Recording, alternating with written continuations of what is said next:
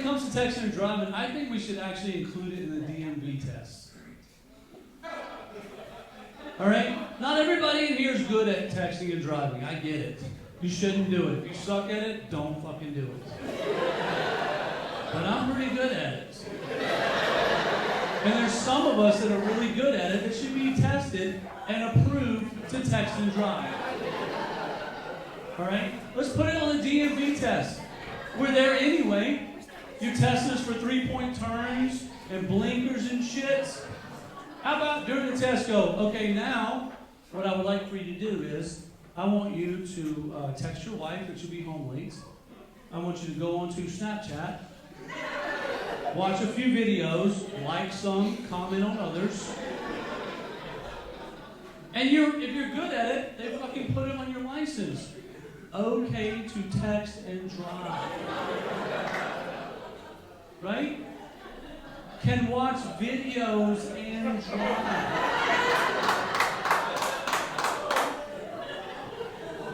Can upload videos and drive. Right? Matter of fact, why don't we put bars in DMVs? Put a brewery in there, for fuck's sake. Take your favorite brewery, put it in DMV. Right? We've got all these IPAs and shit. We're there anyway. We're waiting around for 2 hours with a thumb up our ass. Let's go to the bar, have a few beers. Put us in the car, drive us around. Oh, you're pretty good at driving at 2 beers. Take us back to the DMV. We go back to the bar. You have 2 more beers. As long as you're good, you keep going. 2 more beers, 2 more beers, 2 more beers. They take you out, they bring you back, take you out, bring you back, take you out. They get you to your limit, right? And so that everybody knows what you're doing as far as beers go. I'm pretty good at 8. 8's my jam, bro. 9's too much, but 8 is my fucking jam. Right? You get us to where we fucking know what's up. And that way, these cops will quit playing this stupid game of how many beers have you had. And we'll stop answering that stupid question of 2 beers. We live in Wilmington. Who the fuck hasn't had 2 beers? I have 2 beers to go to work in the morning. It's fucking literally like, okay, so, and put on the license. And so when I get pulled over, my license will say, timmysherrill, veteran, thank you very much. Organ donor, accept the liver, thank you very much.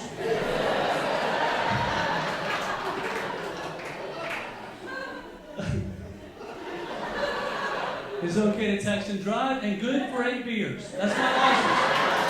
That's my license. I got a lot of space left on this motherfucker. There's a lot, it's address, there's a whole bunch of space. All right, and now when the cop pulls me over, how many beers you had? 6. Boom. Oh, you only had 6? Oh, get home safe, Mr. Sherrill. I will when I'm going to the barber to have 2 more beers with my buddies. Good boss.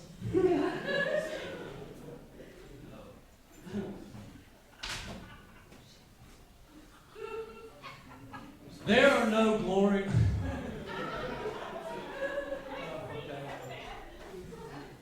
There are no winners on either side of a glory hole.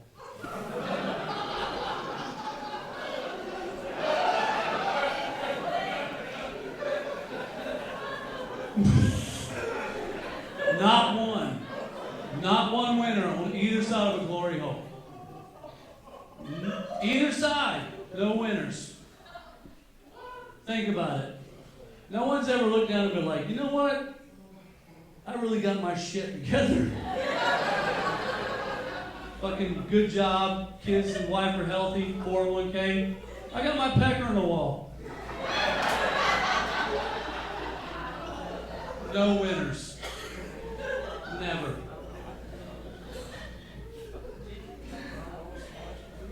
I'm going to be honest with you. I have low self-esteem because I do this for a living. I'm going to tell you what. I can barely go to sleep as it is. and not judge myself the entire 8 hours I'm asleep. Could you imagine what kind of argument I would have inside my head if I had my pecker in a wall 6 hours before? My brain would be like, hey man, the fuck are we doing? Like, where are we at in life? Like what? What? Go to sleep. Go to sleep. Oh my God. Did you not just have your pecker in a wall 6 hours ago? Yeah, I did, man. Don't worry about it. Go to sleep. We'll forget about it tomorrow.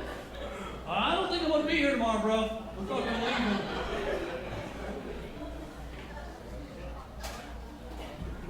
And here's the thing about the glory hole, if you were wondering.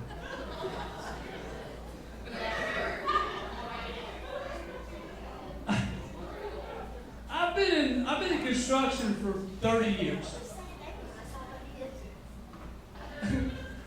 She's over there Googling glory hole. So, while she catches up, I've been in construction for 30 years, okay? I've been in construction for 30 years. And I'm going to tell you what, the glory hole does not make any mathematical or construction sense whatsoever. And I'm going to tell you why.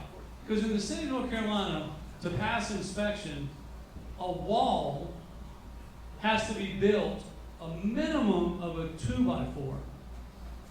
That's 2 inches by 4 inches wall. Now, it's not really a true 2 inch by 4 anymore. It's actually 3.5 inches wide. All right, but it has to be a minimum of a 2x4. So you have a minimum of 3.5 inches of wall.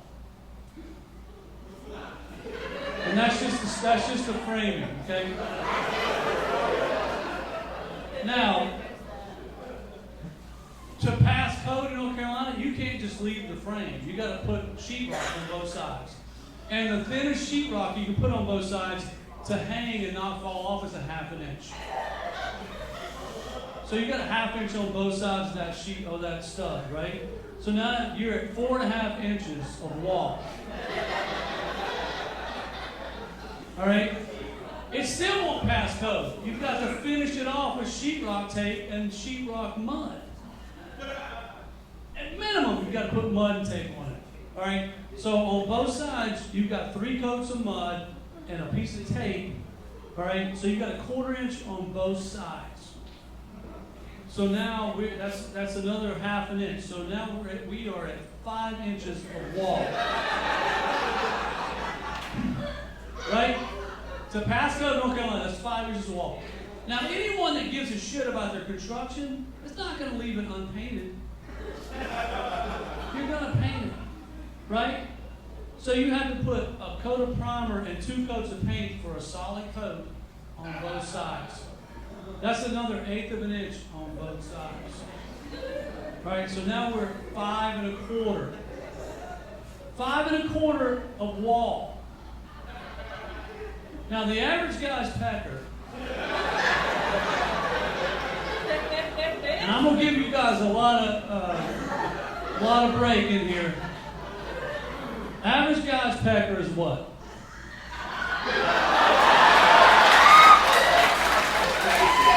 6 inches. Average guy's peckers. Do all the ladies confer with that? Watch the magnum over there. 6 inches, she says. So you got 5 1/4 inches of wall, 6 inches of pecker. You take that 6 inch pecker, hard as a rock, and you shove it through that hole. You go hard. You're like balls on sheetrock. You're shoving in. Right? Even if you got all of it in, you got 3/4 of dick on the other side of the wall. And the little fireman's cap is a 1/2 inch. So you got a 1/4 inch of pecker to work with. How many women want a 1/4 inch of pecker? None. So I'm just saying I'm just saying, take your pecker out of the wall. And go home and put it between two pillows like a Christian.